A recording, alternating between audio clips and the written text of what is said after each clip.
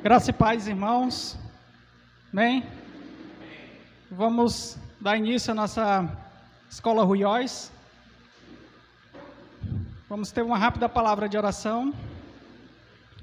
Senhor, nós te damos graças, Senhor, por mais um momento, Senhor, que Tu nos concede, para estarmos, Senhor, diante de Ti, diante da Tua palavra, Senhor. A nossa oração, Senhor, é que Tua palavra, Senhor, venha a ser viva, Senhor, aos nossos corações, produzindo edificação, Senhor, para a Tua igreja, para o Teu corpo, Senhor, e glorificação, Senhor, para o Teu nome, Senhor.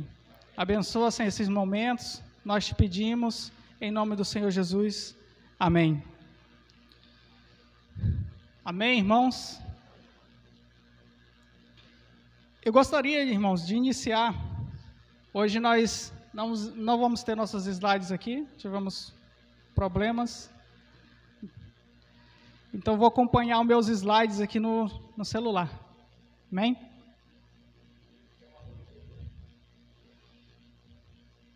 Nós vamos iniciar, irmãos, lendo Atos 1:8. Amém? Atos 1:8 diz assim: Mas vocês receberão poder ao descer sobre vocês o Espírito Santo, e serão minhas testemunhas, tanto em Jerusalém, como em toda a Judeia e Samaria, e até os confins da terra. Amém? Esse é o nosso... Já tem algumas aulas que a gente já inicia lendo esse versículo, né? Porque ele é um versículo-chave de Atos, que resume esse livro, né? Todo esse livro de Atos. E na última aula que nós tivemos, nós falamos sobre a transição. Por quê? Porque, como diz aqui, o evangelho tinha que sair de Jerusalém, ir para a Judeia, Samaria e até os confins da terra, né?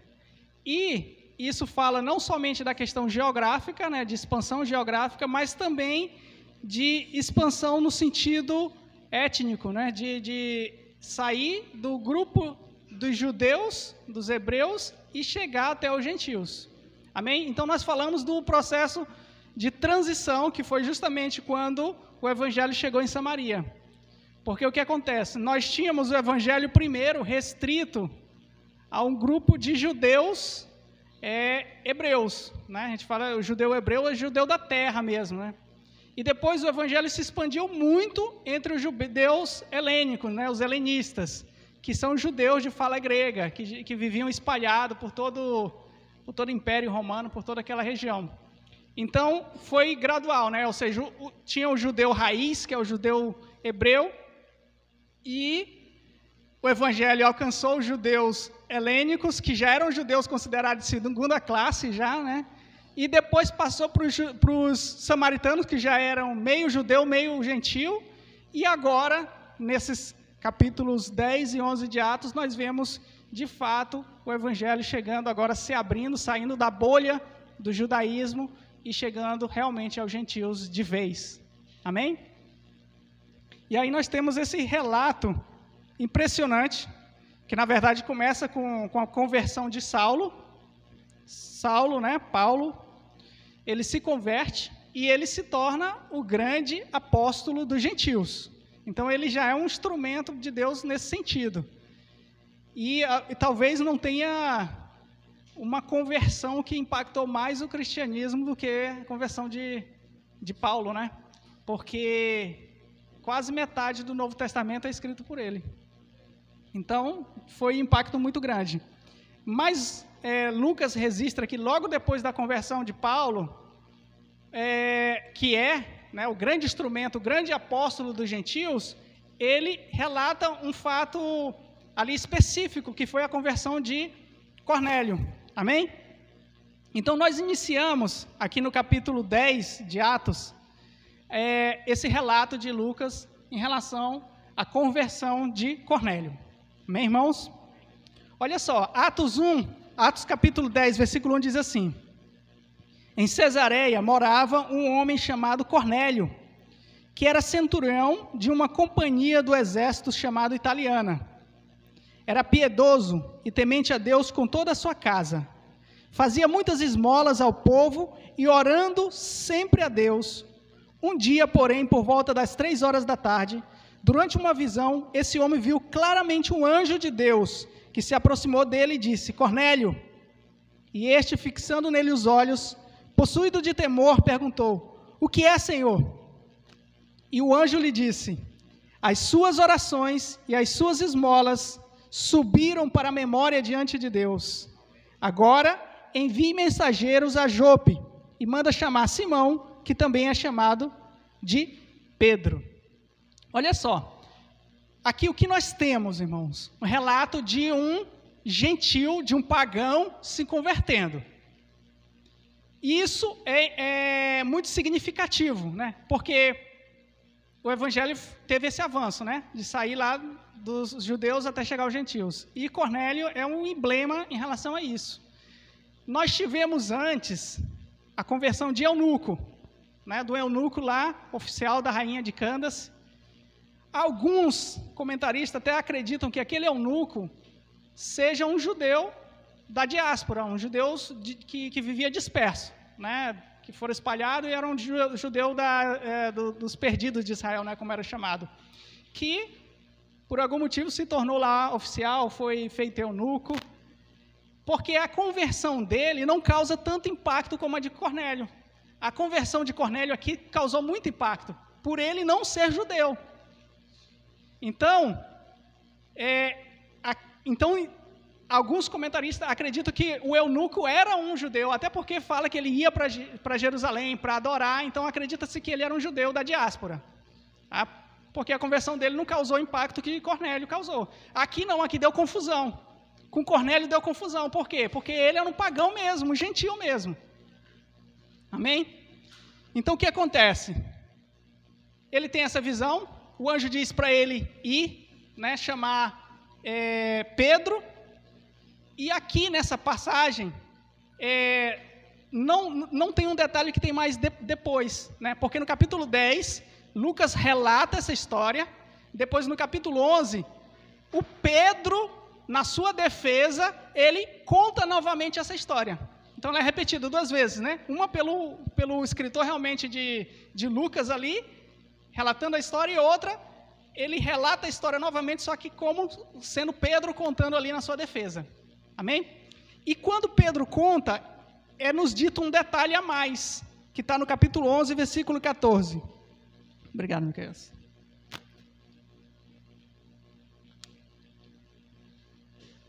Versículo 11, no capítulo 11, versículo 14, diz assim, isso aqui é palavra do anjo falando com Cornélio, né? Diz assim, eu vou ler do 13 para ficar dentro do contexto. E ele nos contou como tinha visto na casa dele um anjo em pé que lhe disse, olha o que o anjo disse para Cornélio, envie alguém a Jope a mandar chamar Simão, que também é chamado de Pedro, o qual lhe dirá palavras mediante as quais você e toda a sua casa serão salvos. E esse é o detalhe. O anjo diz que ele precisaria ouvir as palavras que Pedro tinha para falar para ele ser salvo. Por quê? Porque a princípio alguém poderia imaginar que não, Cornélio, ele dava esmola, Cornélio orava, e então ele já era uma pessoa salva, né? Na verdade não, o anjo diz, você precisa ouvir o que Pedro tem para falar para que você seja salvo. Olha só, então ele era um homem piedoso, temente a Deus, dava esmola, fazia orações, mas precisava da salvação. Por quê? Porque a salvação não é por obras. Agora, o que fez, né, o que essas obras fizeram na vida, né, em favor de Cornélio? Essas obras dele chamaram a atenção de Deus. Né, o anjo falou, olha, as tuas orações chegaram lá. O Senhor ouviu a oração de um pagão. O Senhor ouviu a oração de um gentil. O Senhor ouviu, né, as tuas esmolas chegaram diante do trono de Deus. Senhor, aí isso moveu Deus para arranjar uma situação para que ele fosse salvo. Olha só.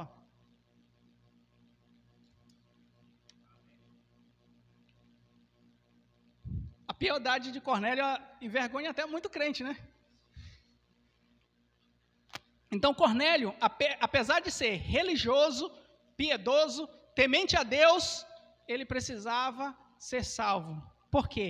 Porque a salvação só é mediante o Evangelho, porque não existe nenhum outro nome abaixo dos céus pelo qual importa que sejamos salvos, senão o nome de Senhor Jesus. Amém? Então, mesmo os religiosos precisam da salvação. Amém? Então, nós temos o quê? Aqui, a visão de Cornélio, e aí, Cornélio manda os servos dele ir buscar o tal de Simão Pedro, lá em Jope. E Simão, disse que ele estava, na hora do almoço, estava com fome, né? E subiu para orar. Quando der fome, ora, tá?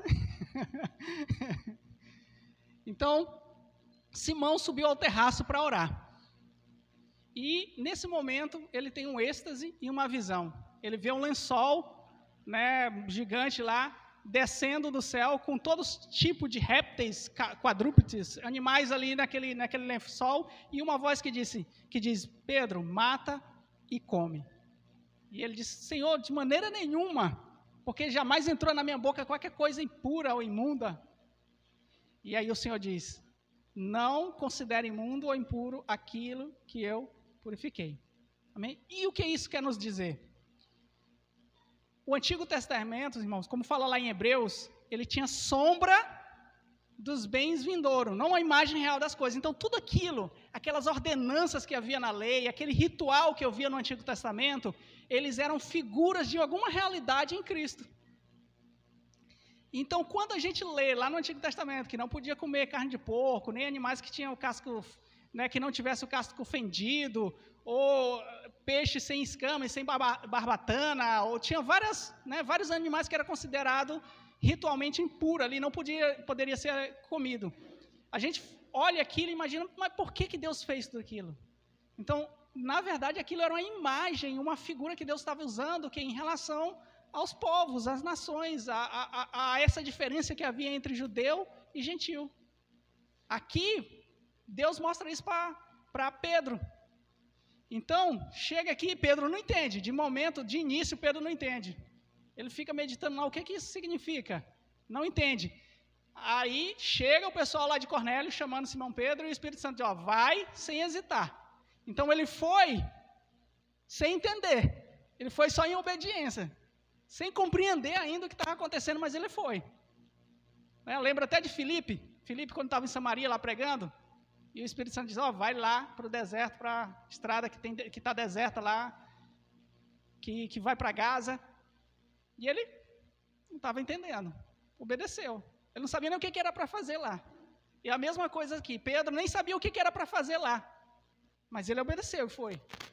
Chegando lá, é tão interessante, né, que ele fala, olha, quando chegaram lá, inclusive Cornélio se prostra diante de Pedro, né, e Pedro diz, não, te levanta que também sou homem. E aí Pedro começa a falar que, olha, tu sabe, né, que eu sou judeu, não posso entrar dentro da casa de um gentio, e começa a se desculpar ali. E naquele momento, Pedro cai a ficha dele, né, e ele diz, mas Deus me falou que não considere ninguém impuro. Então, ele só foi entender aquela mensagem lá do terraço quando ele pisou dentro da casa de Cornélio. E nas nossas vidas, às vezes, é assim, né? Deus começa a sinalizar alguma coisa, a gente não compreende muito bem, às vezes a gente tem que obedecer mesmo, seguir por obediência mesmo, por devoção, e só mais na frente o Senhor vai clarear e a gente vai entender, agora tudo faz sentido, né? Agora todas as peças se encaixam, né? Amém? Então ele chega lá, e aí Cornélio relata para ele, né? Então é interessante que Pedro disse, tu mandou me chamar, eu estou aqui, agora eu quero saber o que tu quer. E aí Cornélio disse, não, tu tem que falar aí para a gente, onde mandou te chamar. Fica aquele impasse por alguns momentos ali, e aí Pedro cai a ficha de novo. Só pode ser uma coisa, pregar o evangelho. Porque Pedro, ele tinha uma resistência, né? A gente vê por todo o contexto da Bíblia, ele tinha essa resistência em relação aos gentios. Ele tinha era uma dificuldade pessoal dele, porque a gente vê isso aqui e vê mais tarde ele ainda dando uma vacilada nisso, nessa questão. Depois de ter passado por tudo isso aqui, ele ainda vacila, a ponto de Paulo, mais na frente, ainda ter que repreender Pedro. Lá em Gálatas, Pedro fala, né? Paulo relata que repreendeu Pedro, disse: eu resisti ele face a face, porque ele era repreensível. Ele comia com todo mundo lá, tudo bem, mas quando vieram os lá de Jerusalém, da circuncisão, ele começou a se apartar. Então, para Pedro, que era um judeu raiz mesmo, era muito difícil aceitar que um gentil pudesse ser salvo, pudesse receber o evangelho, pudesse receber o Cristo, o Messias é do povo de Israel. As escrituras que profetizavam sobre o Messias é do povo de Israel. Como é que agora esse outro povo tem que entrar aí nessa história? Então era uma dificuldade pessoal. Deus tinha que ir quebrando essas barreiras. Quebrou, iniciou quebrando, ele indo lá em Samaria. E agora teve que quebrar, colocando ele dentro da casa de Cornélio, que era um completo pagão. Está vendo que Deus trata nas nossas vidas? A gente às vezes tem muitos pontos de resistência. Para alguns é algumas coisas, para outros é outras coisas. No caso de Pedro, aqui a dificuldade dele era aceitar que gentios pudessem ser alcançados pelo Evangelho. Que gentios pudessem receber o Cristo, o Messias dos judeus. E olha que Jesus já tinha falado isso, né? Jesus já tinha dito para eles: olha, eu tenho outras ovelhas de outro aprisco. Jesus já tinha falado. Mas mesmo assim, havia uma resistência no coração de Pedro. Mas Pedro obedeceu, chegou lá. Amém?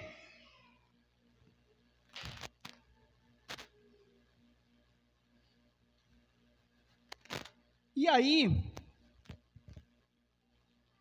é tão interessante que Cornélio, olha só, Cornélio, ele reuniu, ele não ficou esperando só ele foi procurar os familiares dele, chamou para a casa dele e fez uma reunião. Olha, vem um homem aí, ele deve ter contado o testemunho dele, né? Olha, aconteceu isso comigo, um anjo apareceu e me disse que era para chamar Simão. E começou a chamar os parentes dele, reuniu os familiares deles. E quando Pedro chegou lá, viu uma casa cheia. E começa a pregar o evangelho. E aí, olha só. Capítulo 10, versículo 34. Diz assim: então Pedro começou a falar. Ele disse: reconheço por verdade que Deus não trata as pessoas com parcialidade. Pelo contrário, em qualquer nação, aquele que teme faz o que é justo e é aceitável. Esta é a palavra que Deus enviou aos filhos de Israel, anunciando-lhe o evangelho da paz, por meio de Jesus Cristo. Este é o Senhor de todos. E aí, a partir daí, ele começa a pregar o quê? Cristo. É Ele. A morte dele, a cruz dele é que nos salva. E é tão interessante que aqui parece que o Espírito Santo interrompe, né, Pedro? Diz assim: falava ainda Pedro. Versículo 44, né? Capítulo 10, versículo 44. Enquanto Pedro falava estas palavras, o Espírito Santo caiu sobre todos os que ouviam a mensagem. E os fiéis que eram da circuncisão, que tinham vindo com Pedro, admiraram-se, porque também sobre os gentios foi derramado o dom do Espírito Santo, pois eles ouviam falar em línguas e engrandecendo a Deus. Então disse Pedro: será que alguém poderia recusar a água e impedir que sejam batizados estes que, assim como nós, receberam o Espírito Santo? Então Pedro ficou no beco sem saída, né? Porque se o próprio Deus estava selando, o próprio Espírito Santo estava atuando ali, Pedro não tinha para onde correr. Certamente que ele queria dizer: não, olha, é assim, tem o Messias, ele veio, judeus, mas ele é dos judeus. Mas quando ele viu, disse: o Senhor já derramou o Espírito sobre ele, não tem mais jeito. Não tem como, vamos ter que reconhecer ele agora, fazer parte da igreja, do corpo de Cristo. E o Espírito Santo meio que cortou a pregação de Pedro, porque talvez ele já comece, depois de um ponto, ele já começaria a desviar. Ele disse, não, tá bom, é isso aqui. Eles já entenderam. É essa a mensagem. E aí, ele entrou em cena. E aí, eles dizem que foi igual. Olha, foi igual lá no começo. Então, a gente vê um segundo Pentecoste, assim. E veio sobre eles, e depois ele contando, inclusive, Pedro, no capítulo 11 aqui, ele vai contar e diz, olha, igual foi conosco lá no princípio. Foi sobre eles. Então, foi algo incrível, né? Diz assim, como chegou aos gentios? Chegou aos gentios. E aí, o problema foi, Pedro teve que voltar para Jerusalém. E teve que se explicar. Que história é essa, Pedro? Você entrando na casa de gentil? Que é isso, Pedro? Que vergonha, Pedro, de ti. O apóstolo, né? O líder, entrando na casa de gentil. Capítulo 11, né? Chegou ao conhecimento dos apóstolos e dos irmãos que estavam na Judéia, que também os gentios haviam recebido a palavra de Deus.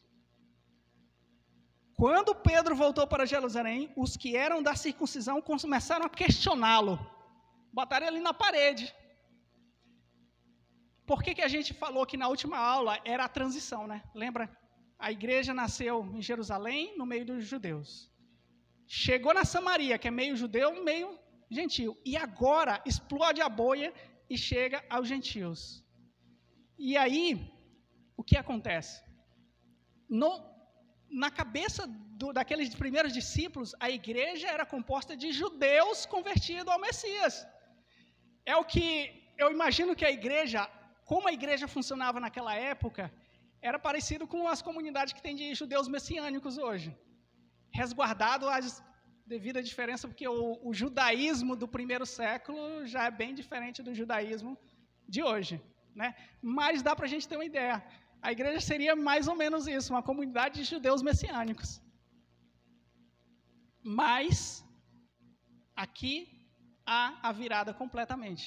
A partir desse ponto aqui, irmãos, que aí entra ali a igreja em Antioquia, que é uma igreja gentílica mesmo, o evangelho ganha outra cara.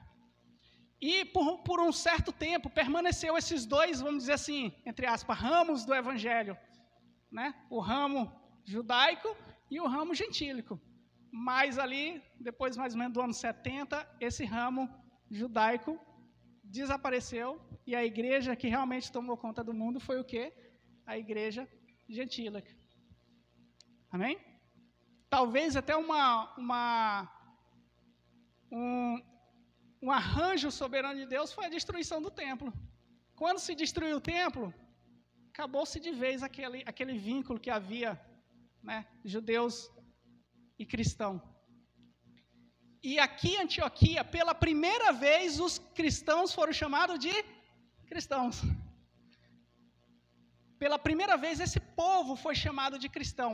Então, o que aconteceu? Aqui, pela primeira vez, reconheceram que esse povo não era mais judeus. Porque até esse momento, judeu e cristão, para o Império Romano, para as outras pessoas, é a mesma coisa. É a mesma coisa. Ele vê um judeu, vê um cristão, para eles não faz diferença nenhuma. Esse Cristo aí de vocês é só um judeu do meio de vocês, então é confusão de vocês, de judeus aí, esse negócio. Mas a partir desse momento, o que aconteceu?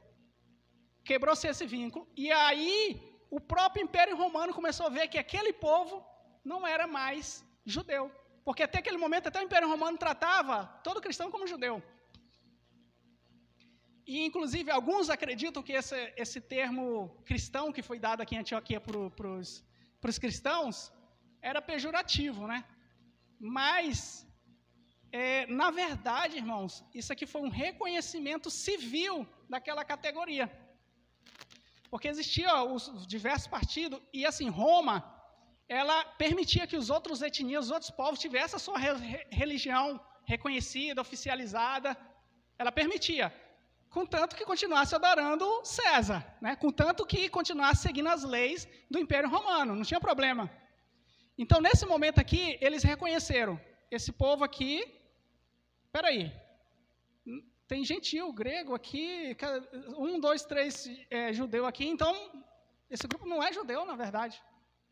Até aquele momento era a mesma coisa para eles. Eles começaram a ver, não, então a gente tem que classificar ele agora em outro grupo aqui. Então passaram a ser chamados cristãos, os seguidores do tal de Cristo. Amém? E é daí que vai começar a vir a perseguição também. Por quê? Porque os judeus, historicamente, apesar de ser para o Império Romano um povo problemático, mas historicamente eles já tinham ganhado um status de legalizados. Mas agora surge um outro grupo, porque até aquele momento o Império Romano olhava para cristão e via judeu. Então, querendo ou não, é confusão deles, mas é uma religião reconhecida. O judaísmo era legalizado pelo Roma. Mas agora, quando se separa, quando ele olha para aquele grupo, e a grande maioria é grego, é outras etnias, não é mais judeu, então, peraí, tem que classificar esse pessoal aqui. Ah, são cristãos, mas não está legalizado esse negócio. Aí o negócio azedou para os cristãos, porque agora eles não estavam mais debaixo da legalidade judaica. Entendeu? E olha só, Pedro se explica, né? A partir do versículo 15, Pedro, né, naquela defesa dele, se defendendo perante ali os outros judeus cristãos, né? Ele diz assim, versículo 15 do capítulo 11. Quando comecei a falar, ele relatando, né? O Espírito Santo caiu sobre eles, como também nós, no princípio. Então me lembrei das palavras do Senhor, quando disse, João, na verdade, batizou com água, mas vocês serão batizados com o Espírito Santo. Pois Deus deu a eles o mesmo dom que tinha dado a nós quando cremos no Senhor. Quem era eu para que pudesse resistir a Deus? Olha só a defesa, né? Pedro está se defendendo. Quem era eu? Eu não podia se negar. Aí olha só, versículo 18.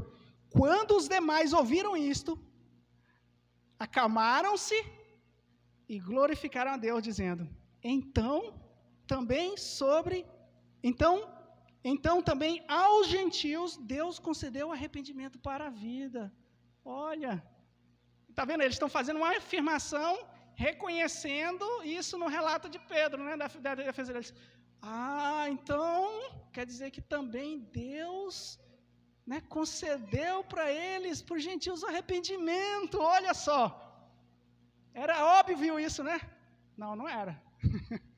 Não era. Para aqueles irmãos do início, não era bem óbvio assim.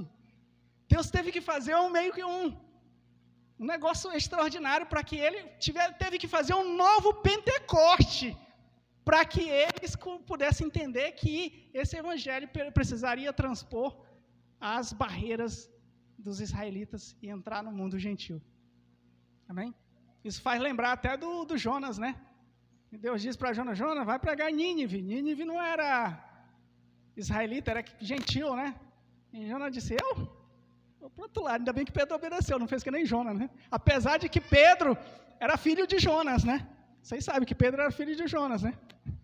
Pedro bar Jonas, Pedro filho de Jonas. Né? Ainda bem que o filho de Jonas não seguiu o caminho de Jonas, né? E aí as portas abriram para quem? Para nós. Porque pelo menos eu, né? Não tenho descendência judaica, né? Nem que pelo menos que eu saiba. Então, graças a Deus que o evangelho chegou até nós. Amém? Irmãos, isso é impressionante, por quê? Porque sabe que quando Deus olha para a terra, ele vê 3 povos. Sabia? Quando Deus olha para a terra, ele só vê 3 povos. Lá em 1 Coríntios, capítulo 10, versículo 32, Paulo falando ali aos irmãos, ele disse, não se tornem motivos de tropeços, nem para judeus, nem para gentios, nem para a igreja de Deus.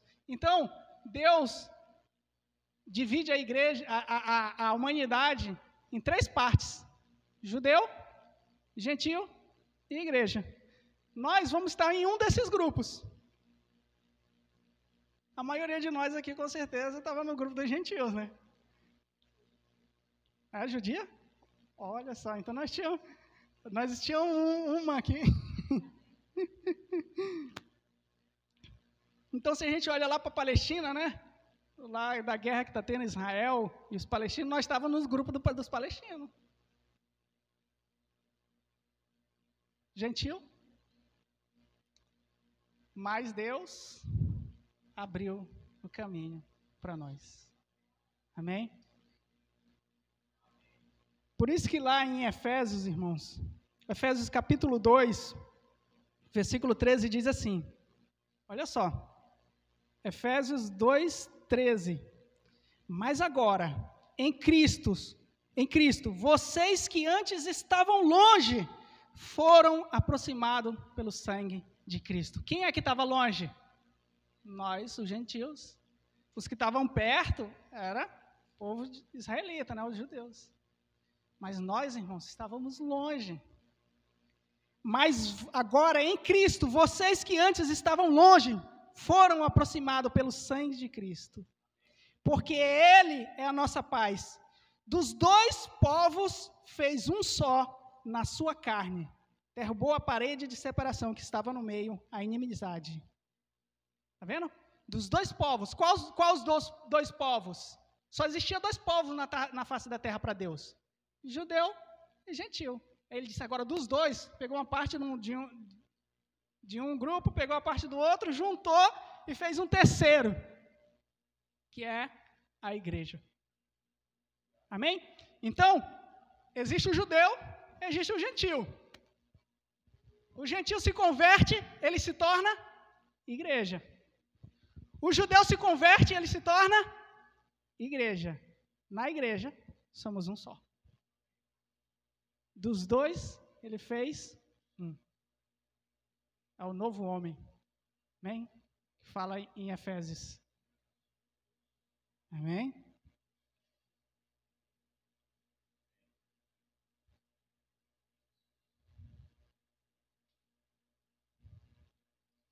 E, irmãos, é tão séria essa questão, né? Da questão do povo judeu, que Deus disse que veio endurecimento em parte para eles, para que a plenitude dos gentios entrasse. Né? Em Romanos, fala muito disso, né? Romanos, Paulo fala lá, Romanos capítulo 9, 10, 11, Paulo fala muito dessa questão, né? Olha, vocês eram oliveira braba, os ramos naturais foram cortados lá e vocês foram enxertados no lugar. Por isso, teme a Deus. Porque se os naturais puderam ser cortados, que dirá você? Olha só o que Deus fala. Ele está falando dos gentios. A oliveira braba eram nós, os gentios. Os ramos naturais eram lá os judeus, que foram por um momento cortados.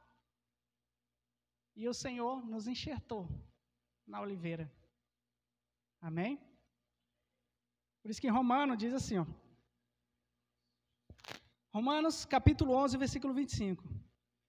Porque não quero, irmãos, que vocês ignorem este mistério, para que não fiquem pensando que são sábios. Veio endurecimento em parte a Israel, até que tenha entrado a plenitude dos gentios. E assim todo Israel será salvo, como está escrito. O libertador virá de Sião e afastará de Jacó as suas impiedades. Lá no livro de Atos também, quando tem aquela conferência, né, para decidir a questão da circuncisão, Tiago fala uma questão também bem interessante. Né? Fala assim, ó, Atos capítulo 5, versículo 14. Simão acaba de relatar, isso aqui Tiago falando, né? Simão, Pedro, acaba de falar, né, de relatar como primeiramente Deus visitou os gentios a fim de constituir entre eles um povo para o seu nome. Com isso, concordo às palavras dos profetas, como está escrito. Depois disso, voltarei e reedificarei o tabernáculo caído de Davi. Reedificarei as suas ruínas e o restaurarei, para que o restante da humanidade busque o Senhor, juntamente com todos os gentios sobre os quais tem sido invocado o seu nome. Está vendo? Ele fala que chamou um povo para o seu nome, né? Mas depois ele vai se voltar para o tabernáculo caído de Davi, vai restaurar, e aí, para que todos os homens temam ao Senhor, aí, né, todos os gentios. Está vendo aqui as 3 divisões aqui? Então, nós por um tempo, estamos aqui, estamos na plenitude dos gentios, né? Está na nossa hora agora. Depois Deus vai voltar um pouco lá com Israel. E vai ter uma consumação dele. Amém? Então, irmãos, nós temos que glorificar Deus, por quê? Porque nós que não éramos nada, o Senhor nos fez realmente mais que vencedores em Cristo Jesus, né? Nos deu todas as coisas. Ele veio para os que eram seus, mas os seus não receberam. Mas todos quanto receberam, deu-lhes o poder de serem feitos filhos de Deus, a saber, os que creem no seu nome. Nós. Amém? Nós éramos considerados cachorros, sabia? Lembra da mulher sírio-fenícia lá que clamava lá, oh, filho de Davi, filho de Davi. E até os discípulos se incomodam que Jesus parece ignorá-la e diz assim, Senhor, pelo menos despede ela. E o Senhor fala para ela assim, olha, não é bom tirar o pão dos filhos e jogar aos cachorrinhos. Você entende qual era a nossa condição, irmãos? Você entende qual era a nossa condição? Entende? Quem éramos nós? E o Senhor nos abriu. Nos fez descendência de Abraão. Porque o Senhor disse para ele, olha, eu farei para Abraão, eu farei a tua descendência como as estrelas do céu e como a areia do mar. A gente entende assim, né, que a areia do mar é a descendência natural de Abraão, né? E as estrelas do céu, a descendência espiritual de Abraão, a igreja, que somos nós. Ou seja, ele é o pai da fé. Todos que são da fé são filhos de Abraão. Amém? Então, irmãos, por hoje é isso. Seus irmãos, se alguém quiser acrescentar algo ou perguntar, tenham liberdade. Amém? Não tem outro, né? Oi. Eu queria saber, esse versículo que você citou falando a respeito desse tempo ser a plenitude dos gentios, que diz a respeito também que os judeus, eles estão como se fosse com espírito de entorpecimento, né?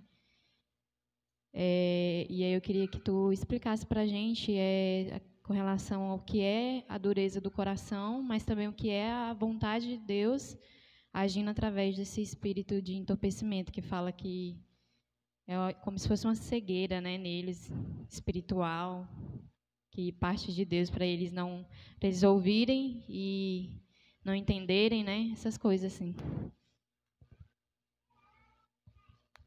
Sim, o que fala muito assim firme em relação a isso é em Romanos. Paulo fala, né?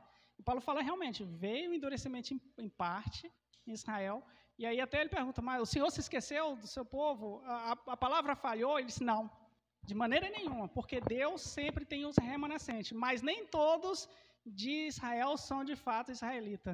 Paulo fala isso, ou seja, ele quer dizer que precisa da salvação, precisa nascer de novo.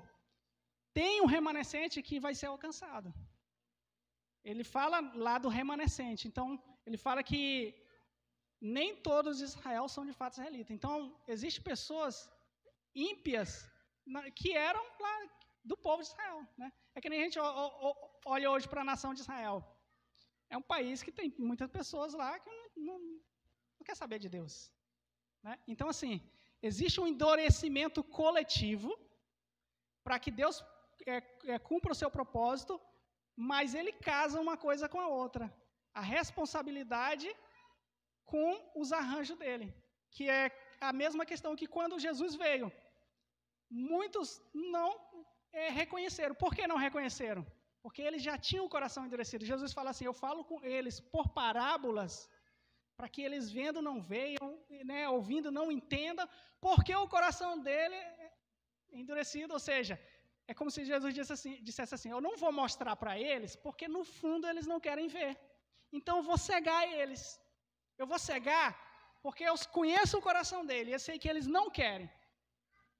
Então, para essa pessoa, eu vou deixar ela cega, porque eu sei que ela não quer de verdade. Aqueles que têm um coração de verdade, aí para esse o Senhor se mostrou. Lembra do ancião que ficava lá no templo, e um dia ele vê aquele casal de jovem com um bebezinho chegar, e ele pega aquele bebê, que era o Senhor Jesus, e diz assim: agora, Senhor, pode despedir o teu servo, porque os meus olhos já viram tua salvação. Então, para todos aqueles que de fato queriam, que de fato anelavam, o Senhor se revelou. Ele encontrou um remanescente naquele dia. Ele encontrou Maria, ele encontrou Isabel, encontrou Zacarias. Mas, para cumprir os seus propósitos, aquele que realmente não tinha um coração de desejar realmente as coisas do Senhor, ele cegou, para que eles ouvissem e não entendessem, vissem, mas não compreendessem. Então, Deus casa o arranjo dele em cegar, né, em colocar um véu, com, de fato, aquilo que a pessoa deseja. Então, nós temos de Deus aquilo, o quanto nós realmente desejamos ter. Nós só temos de Deus o quanto nós de verdade desejamos ter. Às vezes a gente até diz: Senhor, eu queria mais de Ti. Será que se a gente quisesse mesmo no ar do Senhor, a gente não teria? Será? Fica essa pergunta. Se a gente quisesse mesmo de verdade mais, eu tenho uma séria desconfiança que a gente teria mais.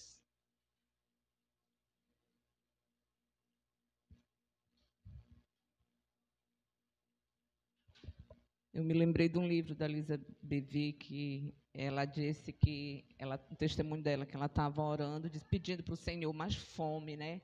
Mais fome, mais sede de Deus. E ele disse: você é responsável pela sua fome, você é responsável pela sua sede. Ela disse: como assim? Ele falou: uma pessoa que está cheia não sente fome. Uma pessoa que está muito cheia não sente fome, não tem apetite. Então, se você não tem apetite por mim, é porque você está cheia de si mesma. Você está cheia das suas coisas, você está cheia do seu ego, você está cheia. E ela disse que a partir daquele momento, todo o tempo, quando ela vai à presença do Senhor, é já se esvaziando, pedindo para Ele remover as coisas dela, para que as coisas dele sejam acrescentadas. E é exatamente isso que tu estás falando. Muitas vezes a gente não recebe mais do Senhor porque nós estamos cheios de nós mesmos, muitas vezes até cheios de muito entulho, muita religiosidade, muito conhecimento e pouco de Cristo, pouco da vida de Deus. Aí eu aprendi também com ela essa lição, né? Então, você orando, se esvaziando, pedindo para o Senhor remover tudo aquilo que não é dele em você, é um princípio, né, para que ele possa te encher dele mesmo e te levar nesses lugares nele de mais profundidade, né? Ele fala dos quebrantados, dos humildes de espírito, são aqueles que ele vai suprir, aqueles que ele vai revelar, né?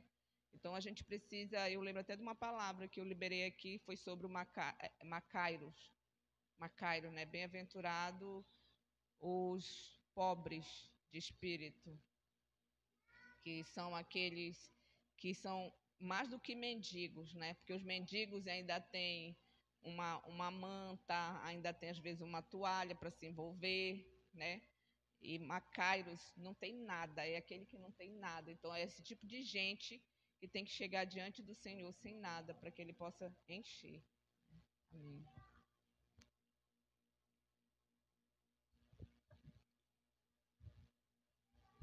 Amém, irmãos. Então, vamos orar? Senhor, nós te damos graças, Senhor, por mais esse momento, Senhor, diante de Ti, da Tua palavra, Senhor. A nossa oração, Senhor, que Tu possa, Senhor, fazer com que Tuas palavras, Senhor, sejam, Senhor, como combustível, Senhor, para acendear, Senhor, o fogo do Calvário, Senhor, nos nossos corações, Pai. Realmente, Senhor, que essas palavras, Senhor, sejam, Senhor, fixadas, Senhor, na nossa mente, no nosso coração, Senhor, no nosso espírito, Senhor, e nos leve, Senhor, a viver, Senhor, mais além, Senhor, mais além do que temos vivido, Pai. Em nome do Senhor Jesus. Amém.